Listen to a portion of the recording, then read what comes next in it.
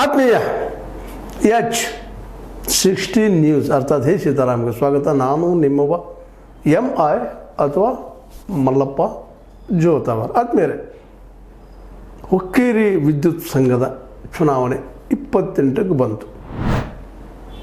ಈಗ ಕತ್ತಿ ಮತ್ತು A B Patil, ಅದರಲ್ಲೂ ಕತ್ತಿ ಕುಟುಂಬದ ರಾಜಕೀಯ ಅಳಿವು ಉಳಿವಿನ ಪ್ರಶ್ನೆ.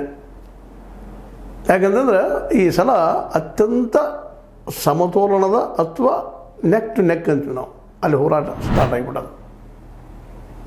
ಹೀಗಾಗಿ ಕತ್ತಿಯವರು ಏನು ಸಾಧ್ಯ ಎಲ್ಲ ಗೆಲ್ಲುವ ಪ್ರಯತ್ನ ಮತ್ತು ತಮ್ಮ ಸಂಸ್ಥೆ ತಮ್ಮ ಉಳಿಸ್ಕೋಬೇಕು. ತಾವು ಅದಕ್ಕಾಗಿ ಏನೇನು ಸಾಹಸ ಮಾಡಿದ್ದೀವಿ, ಏನೇನು ದುಡಿದಿದ್ರು ಕಳೆದ 25-30 ವರ್ಷಗಳಿಂದ ಅದನ್ನು ಹೇಗೆ ಸ್ಥಾಪನೆ ಮಾಡಿದ್ವಿ, ಇದರ ಬಗ್ಗೆ ಜನರಲ್ಲಿ ಮತ್ತು ಅರಿವು ಮೂಡಿಸುವಂಥದ್ದು, ನಾವು ಏನು ಕೆಲಸ ಮಾಡಿದ್ದೀನಿ ಅನ್ನುವಂಥದ್ದನ್ನು ಈ ವಿದ್ಯುತ್ ಸಂಘ ಕೇವಲ ಭಾರತದಲ್ಲಿ ಒಂದದ, ಅದನ್ನು ಉಳಿಸ್ಕೊಳ್ಳೋದು ನಮ್ಮ ಇಡೀ ಕುಟುಂಬ, ನಮ್ಮವರು ಎ ಬಿ ಪಾಟೀಲ್ ಎಲ್ಲರೂ ಕಾರ್ಯಕರ್ತರು ಅನ್ನೋದನ್ನು ಜನರಿಗೆ ಮನವರಿಕೆ ಮಾಡಿಕೊಡುವ ದಿಶೆಯಲ್ಲಿ ಅಲ್ಲೆಲ್ಲ ಪ್ರತಿಯೊಂದು ಹಳ್ಳಿಗೆ ಹೋಗ್ತಾ ಇದ್ದಾರೆ, ಮಾತಾಡ್ತಾ ಇದ್ದಾರೆ.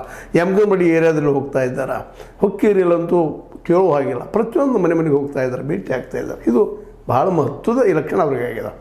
ಇದರಲ್ಲಿ ಗೆಲ್ಲಲೇಬೇಕು ಅನ್ನುವಂಥ ಹಠ ಅಲ್ಲದ. ಹೀಗಾಗಿ ಅವರು ಯಾವುದೇ ಮಟ್ಟಕ್ಕೆ ಇಳಿಯೋದಕ್ಕೂ ರೆಡಿಯಾಗಿದ್ದಾರೆ. ಅಷ್ಟೇ ಅಲ್ಲ, ಅವರು ಮಾತಿನ ವರಸೆಯನ್ನು ನೋಡಿದ್ರೆ ನಾವು ನಿಶ್ಚಿತವಾಗಿಯೂ ಬೆಳಗಾವಿ ಜಿಲ್ಲೆಯ ರಾಜಕಾರಣಕ್ಕೆ ಎಂಟ್ರಿ ಆಗ್ತೀವಿ, ಗೋಕಾಕ್ ಮತ್ತು ಅರಮನೆ ಭಾಗದಲ್ಲಿ ನಾವು ಎಂಟ್ರಿ ಆಗೋರೋಣ ಅಂತನ್ನುವಂಥ ಮಾತನ್ನು ಸ್ಪಷ್ಟವಾಗಿ ಮಾತಾಡ್ತಾ ಇದ್ದಾರೆ. ಅಷ್ಟಲ್ಲ, ಇಲ್ಲಿ ನಾವು ಪ್ರಜಾಪ್ರಭುತ್ವ